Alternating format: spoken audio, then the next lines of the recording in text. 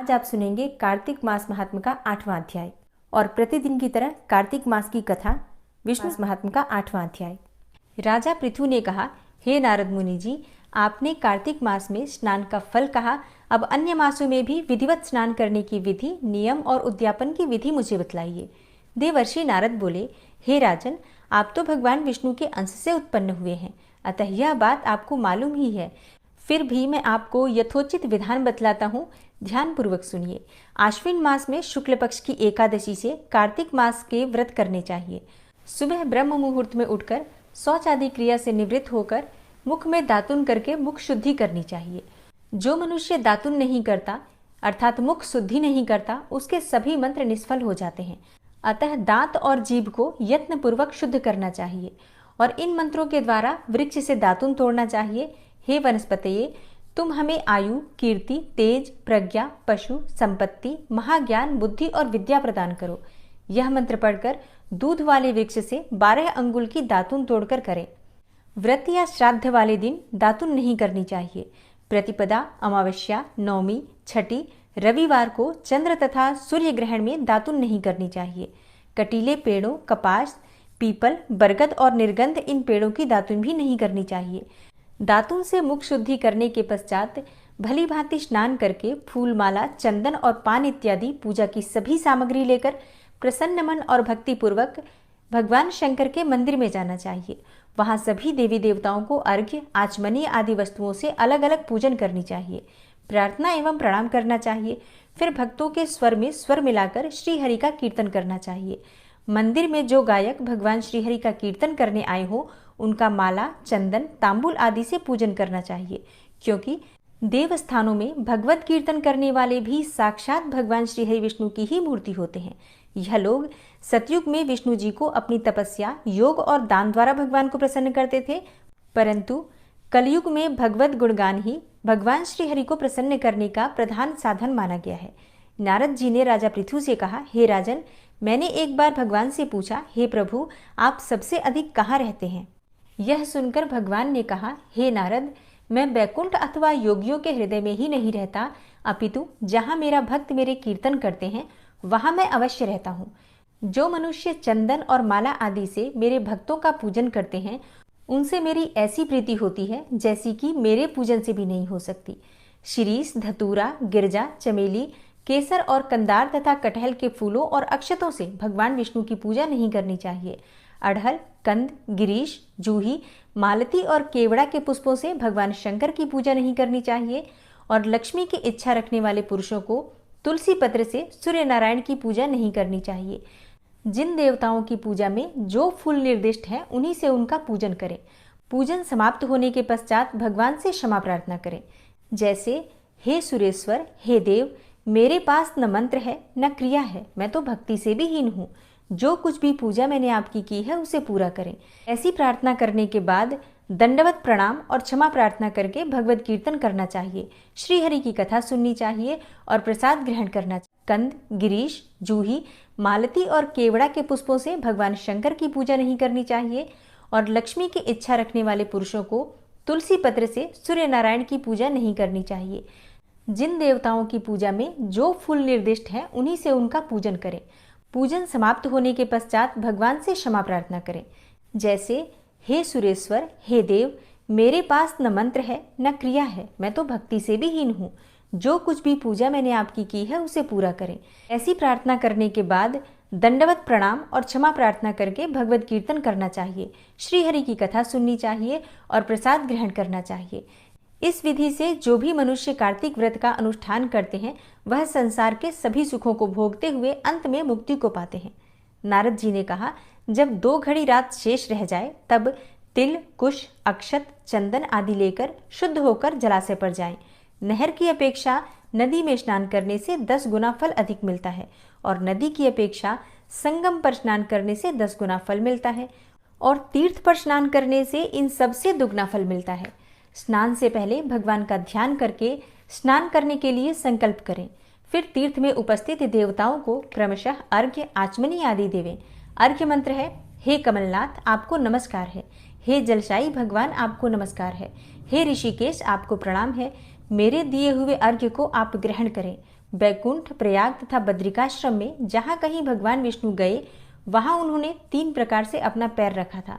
वहाँ पर ऋषि वेद यज्ञों के सहित समस्त देवता मेरी रक्षा करते रहे। हे जनार्दन, हे दामोदर, हे देवेश, आपको प्रसन्न करने के लिए मैं कार्तिक मास में विधिवत प्रातः स्नान कर रहा हूँ। आपकी कृपा से मेरे समस्त पाप नष्ट हो जाएं। हे हरे, कार्तिक मास में व्रत तथा विधि पूर्वक स्नान करने वाला मैं अर्घ्य देता हूँ, आप राधिका सहित ग्रहण करें। हे कृष्ण, हे प्रबल राक्षसों का नाश करने वाले भगवान, हे पापनाशक, कार्तिक मास में नित्य प्रति दिए हुए मेरे इस अर्घ्य के द्वारा कार्तिक स्नान का व्रत करने वाला फल मुझे प्राप्त हो। इसके बाद भगवान विष्णु, शंकर तथा सूर्य का ध्यान करके जल में प्रवेश करें और नाभि पर्यंत जल में खड़ा होकर विधि पूर्वक स्नान करें। गृहस्थाश्रमी तिल और आंवले का चूर्ण लगाकर स्नान करें तथा विधवा स्त्री और यति तुलसी की जड़ की मिट्टी लगाकर स्नान करें। सप्तमी, अमावस्या, नवमी, त्रयोदशी, द्वितीया, दशमी आदि तिथियों को आंवला तथा तिल से स्नान नहीं करना चाहिए। स्नान करते हुए इस प्रकार से प्रार्थना करें, जिस भक्ति भाव से भगवान ने देवताओं के कार्य के लिए 3 प्रकार का रूप धारण किया था, वही पापनाशक भगवान विष्णु अपनी कृपा से मुझे पवित्र बनाएं। भगवान विष्णु जी की आज्ञा से कार्तिक व्रत करने वालों की इंद्र आदि सारे देवता रक्षा करते हैं, अतः वह मुझको पवित्र करें। बीजों, रहस्यों तथा यज्ञों सहित वेदों के मंत्र, कश्यप आदि ऋषि, इंद्र आदि देवता मुझे पवित्र करें। गंगा आदि सभी नदियां, संपूर्ण तीर्थ, 7 समुद्र और समस्त जलाशय मुझको पवित्र करें। अदिति आदि सभी नारियां, यज्ञ, सिद्ध, सर्प और सब औषधियां व तीनों लोकों के पर्वत मुझे पवित्र करें। इन शब्दों को कहकर स्नान करने के पश्चात व्रती हाथ में पवित्री धारण करके देवता, ऋषि, मनुष्य तथा पितरों का विधिवत तर्पण करें। तर्पण करते समय जितने भी तिल तर्पण में रहते हैं उतने वर्ष पर्यंत व्रती के पितृगण स्वर्ग में वास करते हैं। तत्पश्चात व्रत करने वाला जल से निकलकर शुद्ध वस्त्र पहने और प्रातःकाल के सब कृत्यों से निवृत्त होकर पुनः भगवान विष्णु का पूजन करें। समस्त तीर्थों के सारे देवताओं का स्मरण करके भक्ति पूर्वक सावधान होकर चंदन, फूल और फलों सहित भगवान विष्णु को फिर अर्घ्य देवें। अर्घ्य देते समय इस प्रकार से प्रार्थना करें, हे भगवान विष्णु, पवित्र कार्तिक मास में मैंने स्नान किया है।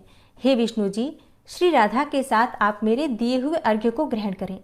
इसके पश्चात चंदन, फूल और तांबुल अर्थात पान आदि से वेद पाठी ब्राह्मणों का श्रद्धापूर्वक पूजन करें और बार बार साष्टांग प्रणाम करें। ब्राह्मणों के दाएं पैर में तीर्थ रहते हैं, मुख में वेद और सारे अंगों में देवता निवास करते हैं। अपने कल्याण की कामना रखने वाले लोग न इनका अपमान करें और न ही इनके साथ विरोध करें। फिर एकाग्र चित्त होकर भगवान विष्णु की प्यारी तुलसी का पूजन करें, उनकी परिक्रमा करें तथा उनको प्रणाम करें। उनसे प्रार्थना करें, हे देवी, हे तुलसी, देवताओं ने ही प्राचीन काल से तुम्हारा निर्माण किया है और ऋषियों ने तुम्हारा पूजन किया है। हे विष्णु की प्यारी तुलसी, आपको प्रणाम है, आप मेरे सब पापों का नाश करो। इस प्रकार भक्ति पूर्वक जो लोग कार्तिक व्रत का अनुष्ठान करते हैं वह संसार से सब सुखों को भोगते हुए अंत में मुक्ति को प्राप्त करते हैं। ओम श्री राधा वल्लभाय नमः। ओम राधा कृष्णाय नमः। और अब आप सुनेंगे कार्तिक मास में सुनी जाने वाली पीपल और पथवारी की कहानी। एक समय की बात है, एक गांव था जिसमें एक बुढ़िया रहती थी और उसके साथ उसकी बहू रहती थी। बुढ़िया ने अपनी बहू से एक दिन कहा कि तू दूध दही बेचने जाया कर। जब बहू दूध दही बेचने गई तो रास्ते में उसे कुछ औरतें मिली जो पीपल और पथवारी सींच रही थी। उनको पथवारी सींचता देखकर बहू ने उनसे पूछा कि तुम ये क्या कर रही हो। औरतें बोली कि हम पीपल और पथवारी सींच रहे हैं। तब बहू ने पूछा कि इससे क्या होता है। औरतें बोली, इससे बड़े फायदे हैं, इससे अन्न और धन भी मिलता है और 12 वर्ष का बिछड़ा हुआ पति भी मिल जाता है। बहू बोली, ऐसी बात है तो तुम पानी से सींचती हो, लेकिन मैं तो दूध से सींचूंगी। गुजरी बहू अब रोजाना दूध दही बेचने नहीं जाती थी, वो रोजाना दूध को पीपल में और दही को पथवारी में सींचती थी। सास जब दूध दही का पैसा मांगती तो कह देती थी कि महीना पूरा हो जाने पर लाकर दे दूंगी। अब कार्तिक का महीना भी पूरा हो गया। फिर पूर्णिमा के दिन बहू पीपल और पथवारी के पास जाकर बैठ गई। पथवारी ने पूछा, तुम मेरे पास क्यों बैठ गई। बहू बोली कि सासू माँ दूध और दही का दाम मांगेगी। तब पथवारी बोली कि मेरे पास क्या दाम रखा है, ये भरा डींडा पान पतूरा इसको ले जा। बहू ने वही ले जाकर कोठरी में रख दिया और डर के मारे कपड़ा ओढ़कर सो गई। सासू माँ बोली, पैसे ले आई बहू। बहू बोली, कोठरी में रखे हैं, जाकर अपने आप ले लो। सासू माँ ने जब कोठरी खोल के देखा तो कोठरी हीरे और मोती से जगमगा रही थी। सासू माँ बोली, बहू, इतना धन कहाँ से लाई? बहू ने आकर देखा तो सच में ही पूरी कोठरी धन से भरी हुई थी।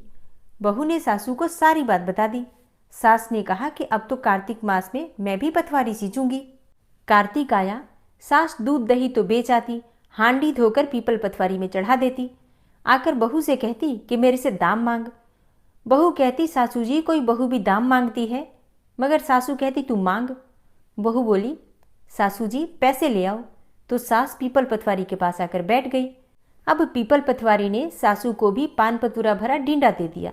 उसने ले जाकर कोठरी में रख दिया। बहू ने जब कोठरी खोलकर देखा तो उसमें कीड़े मकोड़े बिलबिला रहे हैं। बहू ने कहा, सासू जी ये क्या है? अब सास ने जब आकर कोठरी देखा तो पूरी कोठरी कीड़े मकोड़े से भरी हुई थी। सास बोलने लगी, पीपल पटवारी तो बड़ी दोगली पर पीटन है, इसको तो धन दिया और मुझको कीड़ा मकोड़ा दिया। तब सब कोई बोलने लगे कि बहू तो सत की भूखी सींची थी, तुम धन की भूखी। हे पटवारी माता, जैसा बहू को दिया वैसा सबको देना, जैसा सास को दिया वैसा किसी को न देना। कहानी सुनने वाले, कहने वाले और हुंकारा भरने वाले सब पर अपनी कृपा बनाई रखना। प्रेम से बोलिए, पीपल पटवारी माता की जय।